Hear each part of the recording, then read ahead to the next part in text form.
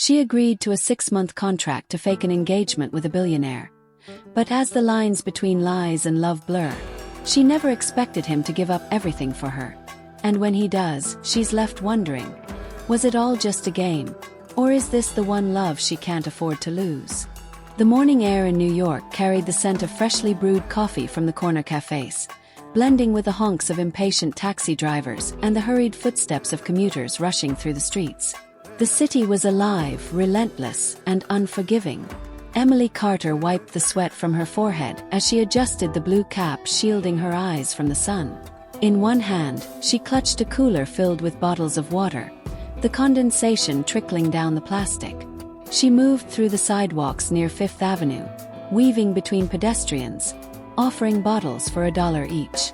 "Stay hydrated. Ice-cold water," she called out, her voice clear despite the exhaustion gnawing at her. Some people ignored her. Others spared a polite nod. A few bought a bottle, exchanging quick thanks before moving on with their day. Each sale mattered. Every dollar edged her closer to another week of tuition, another bill paid, another step toward her law degree. At 22, Emily had mastered the art of survival. She juggled classes at the City University of New York, worked a part-time shift at a local diner, and on days like this, sold water when the sun was relentless, knowing that her education came at a steep price. Her mother had done everything she could to raise her and her younger brother, Jake, after their father walked out. But hard work didn't always mean security. She checked her phone. A notification from the university reminded her of an upcoming tuition deadline. The number on the screen made her stomach clench. She still needed another $2,000 to cover the next semester. A sigh escaped her lips, but she straightened her shoulders. There was no time to dwell on anxiety. The only way was forward. A sleek black car pulled up to the curb a few feet away, the type that looked out of place near street vendors.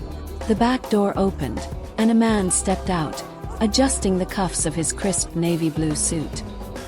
His presence was commanding, effortlessly drawing the eyes of passers-by. Nick Reynolds. Even if Emily hadn't recognized him from magazine covers and finance articles, she would have known by the way people whispered his name as they walked by. Billionaire heir. Wall Street golden boy. The kind of man who existed in an entirely different world, one that seemed as unreachable as the penthouses towering above Manhattan. He didn't glance around like someone unused to the street level. Instead, he took a slow, measured look at his surroundings before walking with purpose toward one of the luxury buildings. Emily had seen his type before, people who never noticed vendors like her. But to her surprise, just before he disappeared through the revolving doors, his gaze landed on her. Their eyes met for a fleeting second. She expected the usual dismissal, but instead there was something else. Curiosity, amusement even.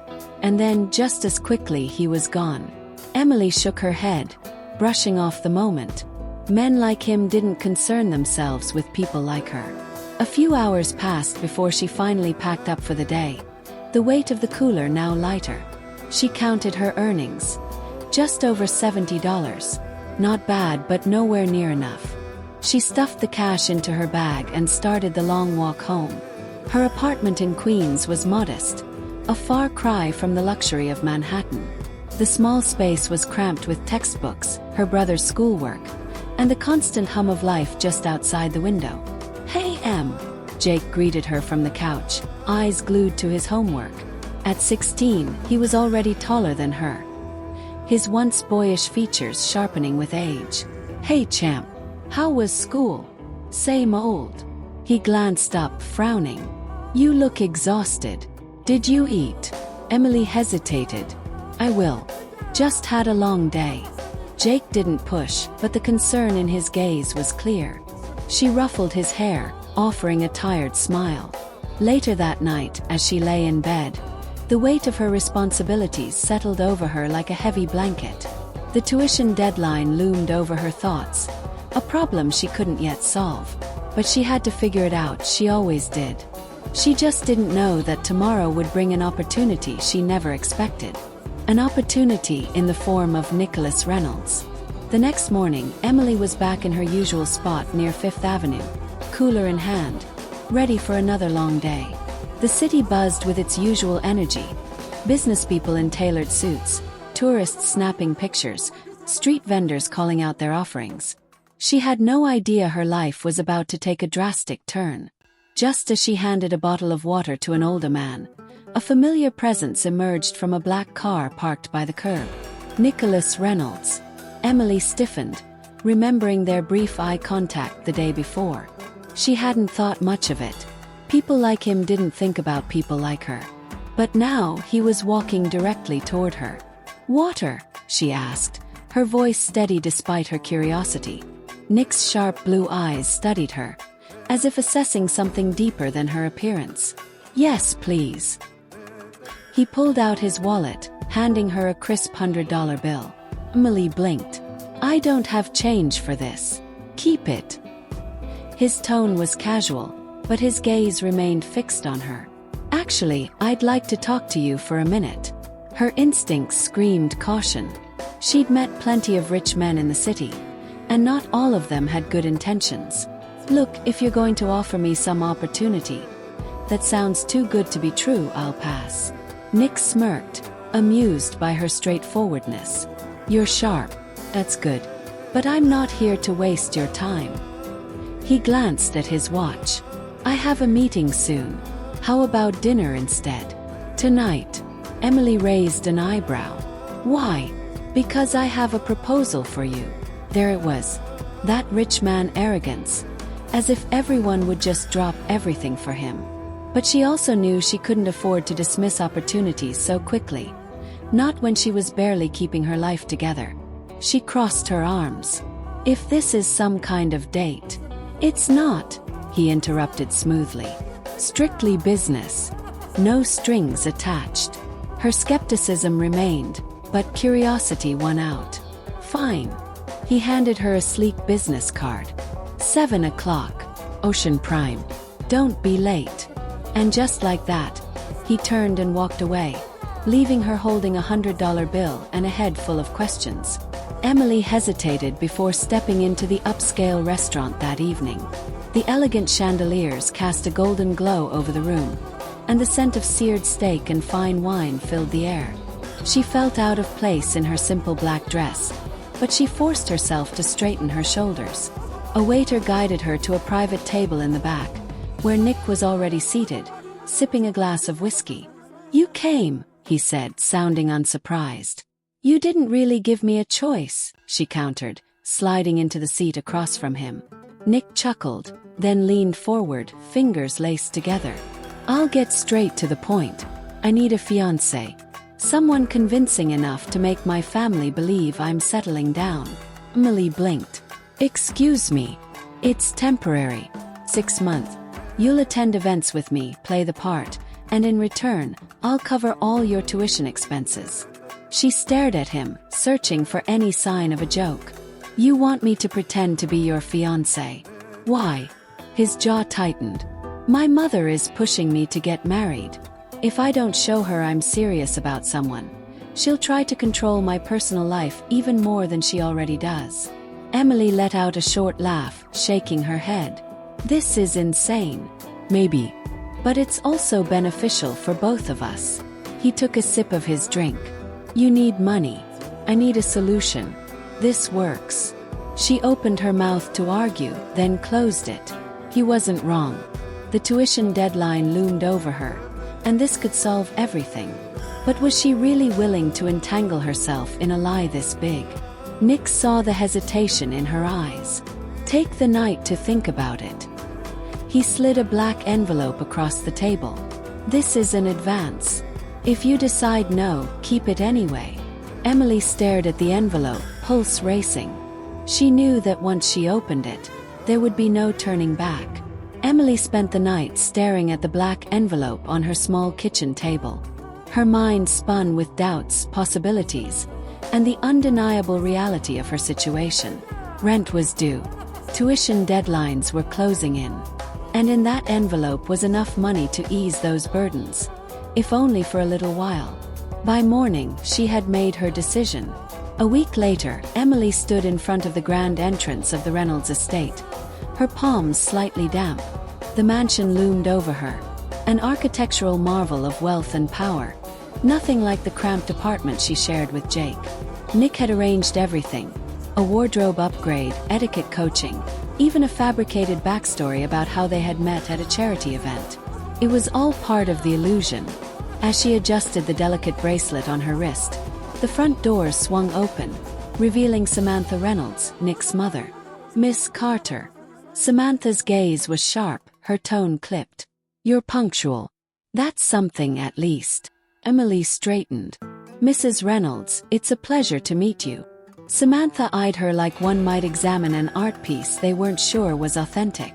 Then, with a curt nod, she turned. "Dinner is in 20 minutes. Don't embarrass yourself." Emily let out a slow breath before stepping inside. The interior was just as intimidating as the exterior. Crystal chandeliers, marble floors, and walls lined with paintings that probably cost more than her entire college education. Nick waited for her in the dining room, standing effortlessly elegant in a charcoal suit. When he saw her, he offered a reassuring smirk. "Relax. You're doing fine." "Your mother hates me already," Emily whispered. "She hates everyone who isn't handpicked by her." He pulled out a chair for her. "But she'll come around." Emily seriously doubted that. Dinner was a test, and she knew it. Samantha threw questions like daggers, searching for weaknesses in Emily's fabricated story. But Emily was sharp, quick-witted, and refused to be rattled. "How did you and Nicholas meet again?" Samantha asked, swirling her wine. "At a charity gala," Emily replied smoothly. "We both ended up bidding for the same painting. He let me win." Nick smirked slightly, playing along. "I'm a gentleman like that." Samantha's eyes narrowed. "And what do your parents do, Miss Carter?" Emily felt the weight of the lie. "My mother raised me and my younger brother alone. She was a teacher." That at least was true. But she left out the part where her mother had worked 3 jobs just to keep food on the table. Samantha's lips thinned, as if she had expected something more prestigious. Nick's father, Thomas Reynolds, cleared his throat.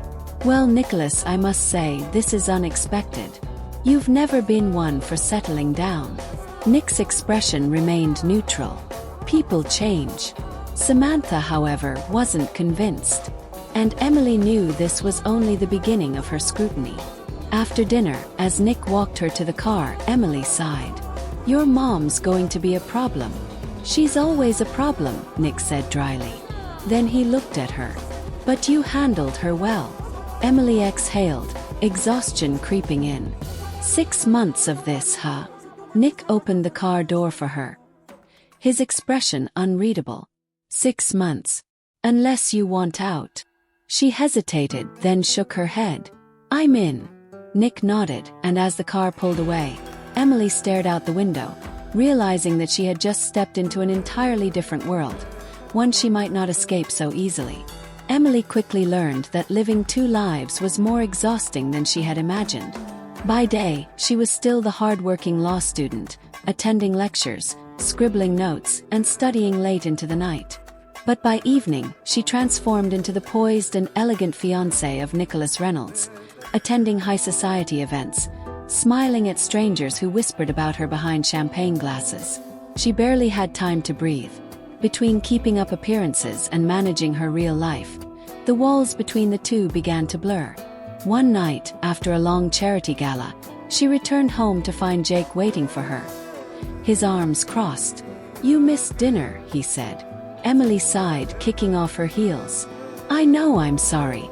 It was another fancy event." Jake cut in. "You're never home anymore, Em. You barely have time to study. What's going on?" She hesitated. She had kept the details vague with him, telling him she had taken on extra work to pay for school. How could she explain that she was pretending to be someone she wasn't for a man she barely knew? "I just have a lot on my plate," she said finally. "But it's temporary." Jake's expression softened slightly. "Just don't forget who you are, okay?" Her stomach twisted at his words. because lately, she wasn't so sure who she was anymore. At school, things weren't much better. Her best friend Lisa noticed the change first. "You're always distracted," Lisa said as they sat outside the library. "And don't think I haven't noticed the designer clothes." Emily forced a laugh. "Just trying something new." Lisa arched a brow. "Right. And this new thing has nothing to do with the fact that Nicholas Reynolds has been in the tabloids with a mystery brunette who looks a lot like you." Emily's breath hitched. She had been careful, but the media had caught glimpses of her at events. The rumors were starting to swirl. Lisa studied her, then shook her head. "Whatever you're doing, just be careful. That world chews people up and spits them out." Emily knew Lisa was right, but it was too late to turn back now. The weight of the lie pressed heavier on her as the weeks passed. Samantha Reynolds continued to test her at every opportunity, asking pointed questions, watching her every move. The press grew more curious, photographers lurking outside events, desperate to uncover the truth. One night, as Emily sat in the back of Nick's car after another exhausting evening, she exhaled sharply. "This is getting harder." Nick, who had been typing on his phone, glanced at her. "What is keeping this up?" She turned to him, eyes searching. "Do you ever feel like you don't belong in your own life?" For a moment he didn't answer. Then quietly he said, "More than you think." Their gazes locked, and for the first time, Emily saw something deeper in him, something real. And that terrified her more than anything. Emily knew the rules. This was a contract, a business arrangement, nothing more. But the more time she spent with Nick, the harder it became to remind herself of that. It was in the small things. How he pulled out her chair at dinners, how he always made sure she had a drink at events, how he defended her against his mother's passive-aggressive remarks. And then there were the moments that weren't for show, when no one was watching. Like now. She stood in the kitchen of Nick's penthouse, wearing one of the expensive dresses he had insisted she needed for appearances. The night had been long, a fundraiser filled with long speeches and fake smiles. She was exhausted, but when Nick walked in, rolling up the sleeves of his dress shirt, she found herself more awake than ever. "You don't have to stay," he said, pouring himself a drink. "I know this isn't your scene." She leaned against the counter, watching him. "Neither is it yours." He paused, giving her a look. "What makes you think that?" Emily shrugged. "Because when no one's looking, you seem just as tired of all this as I am." Nick exhaled a quiet laugh. "Perceptive." He took a sip of his drink, then turned toward her. "And what about you? Do you regret saying yes to this deal?" Emily hesitated. She should say yes. She should tell him that every moment in this world felt foreign, that she still wasn't sure how she had ended up here, pretending to be someone she wasn't. But that wouldn't be the whole truth. "I don't know," she admitted. Nick studied her for a moment, then nodded as if he understood. He stepped closer, and for a second, the air between them shifted. This wasn't part of the arrangement. This wasn't for show. It was just them. Emily's heart pounded, but before she could say anything, his phone buzzed, shattering the moment. Nick glanced at the screen, his jaw tightening. "I have to take this," he said, his voice different now. Back to the cool, composed businessman. Emily nodded quickly, stepping away. "Of course." As she left the kitchen, she told herself it was nothing. Just a moment, a lapse in judgment. But deep down she knew that was a lie. Samantha Reynolds never trusted Emily. From the moment her son introduced her as his fiancée, she had sensed something was off. And Samantha Reynolds did not ignore her instincts. Sitting in her private study, she flipped through the dossier her investigator had compiled. A smirk played on her lips. There it was, Emily Carter's real life. The struggling student, the street vendor, a girl who had no business being in their world. The tension was palpable at the Reynolds family dinner that evening. Emily felt it the moment she stepped inside. Samantha's smile was polite, but something lurked beneath it, something sharper. They had barely made it through the appetizers when Samantha struck. Emily dear, she said sweetly, placing her wine glass down. Tell me again, what does your father do? Emily's grip tightened on her fork. She had prepared for this. I never knew him, she answered carefully. My mother raised me and my brother on her own. Samantha feigned surprise. Oh, how admirable. A single mother making ends meet. Her gaze was piercing now. And how exactly did you two meet? Because I could have sworn Nicholas wasn't in the habit of attending charity events. Nick's expression darkened. Mother. No, Nick, Emily interrupted, keeping her voice calm. It's okay. She met Samantha's stare. We met at a gala. I had a friend who got me in, and Nick and I started talking. Samantha let the silence hang before smiling. That's quite the story. Emily forced herself to take a slow breath. Samantha wasn't asking questions. She was playing a game. And Emily refused to lose. Later that night, as she and Nick stepped outside, she exhaled. She knows. Nick sighed, rubbing his temples. She suspects. That's different. She's going to find out, Nick. And when she does. She won't. His voice was firm. I won't let her. Emily stared at him, frustration flaring. Why are you fighting so hard for this? Nick hesitated, then looked away. Because I have no choice. She wanted to press him to make him explain, but something in his expression stopped her. Instead, she whispered, Neither do I. They stood there side by side, both realizing that the lie was starting to unravel. And when it did, neither of them would walk away unscathed. Emily sat on the balcony of Nick's penthouse, staring at the city lights stretching endlessly before her. The dinner with Samantha had left a lingering unease, and no matter how much Nick reassured her, she knew the truth was inching closer to the surface. The sliding door opened behind her, and she didn't have to turn to know it was Nick. He stepped forward, leaning against the railing beside her. You're quiet, she sighed. Just thinking. Nick studied her for a moment. About my mother. About everything. She turned to face him. This whole situation. Who I have to be when I'm with you. Who I really am when I'm not. His jaw tightened. I never wanted you to feel trapped in this. But I am, Nick, she admitted. I need the money for school for Jake. And you. You need me for whatever reason you won't tell me. He exhaled, looking away. For a long moment, she thought he wouldn't answer. Then, in a voice quieter than she'd ever heard from him, he said, I never had a choice. Emily frowned. What do you mean? Nick hesitated, then pushed a hand through his hair. My mother controls everything. Our image, the company, my future. She thinks she knows what's best for me, for this family. And if I don't play by her rules, she'll make sure I regret it. Emily absorbed his words, piecing together what they really meant. So this arrangement, it's not just about avoiding marriage. It's about control. Nick nodded slowly. If she believes I'm committed to someone she didn't choose, she loses her leverage over me. At least for a while. Emily looked down at her hands. The lie was bigger than she thought. It wasn't just about keeping up appearances. It was about freedom. His and hers. When she looked back up, Nick was watching her with something unreadable in his gaze. What? She asked softly. For someone who doesn't belong in my world, he said, voice low. You understand it better than anyone. She swallowed hard. Something had changed between them. The contract, the arrangement, it was no longer just a business deal. It was something else entirely.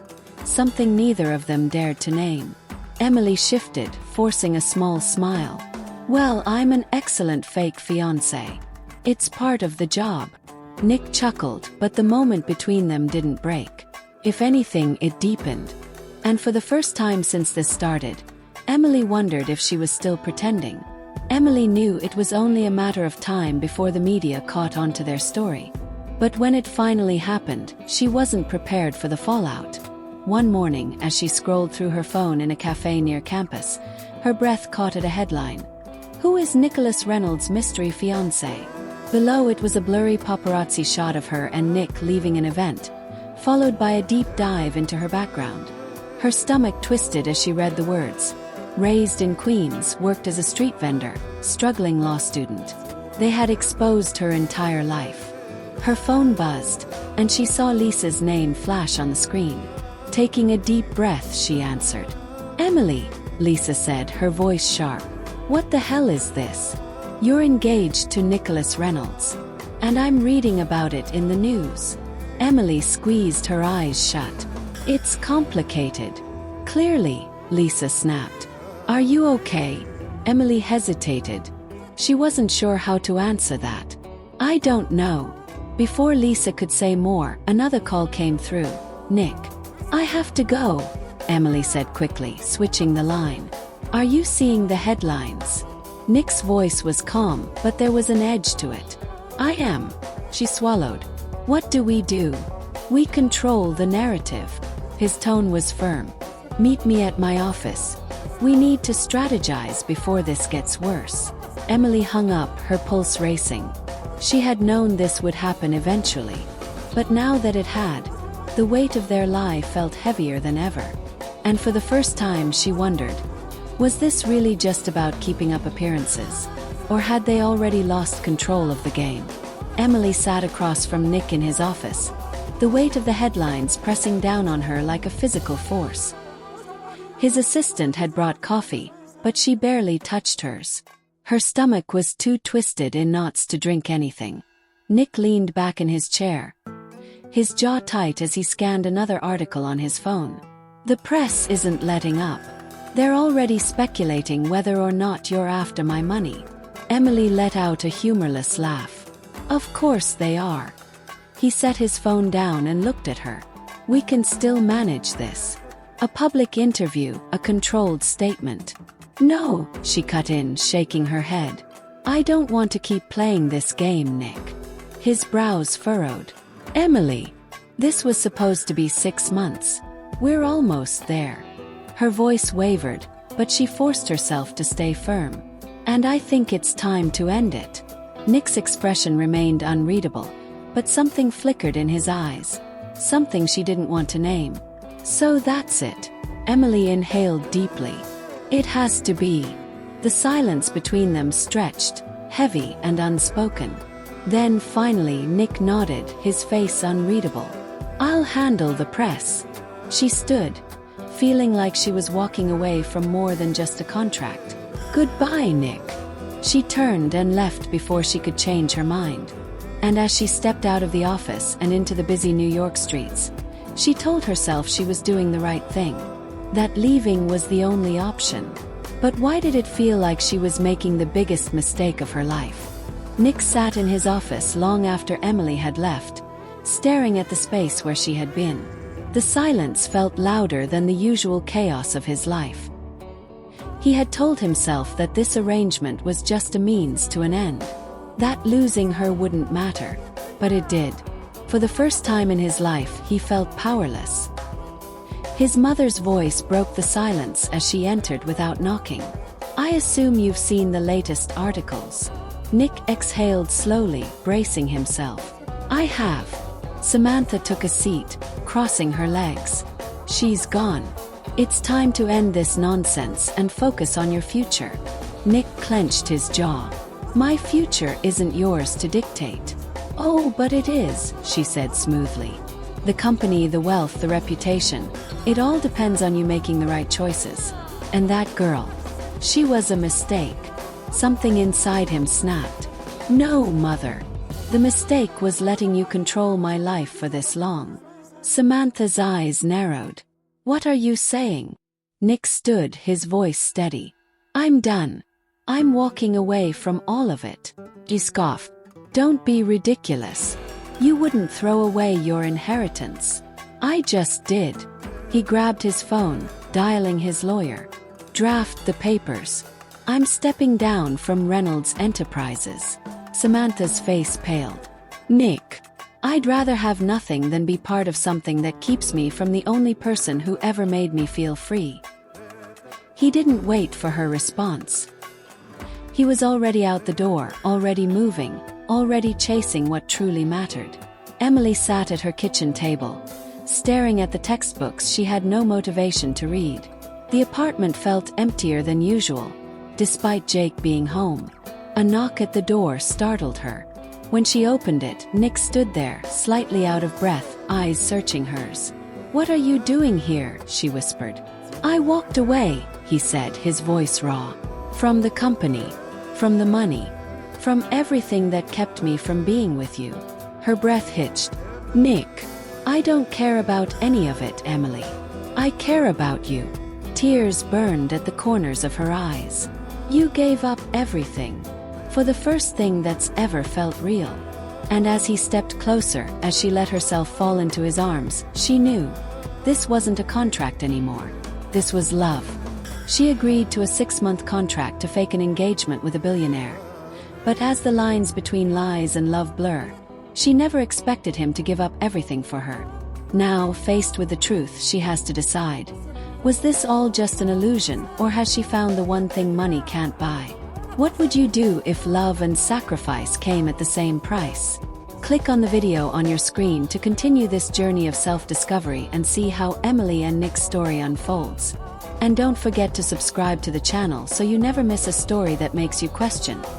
How far would you go for love?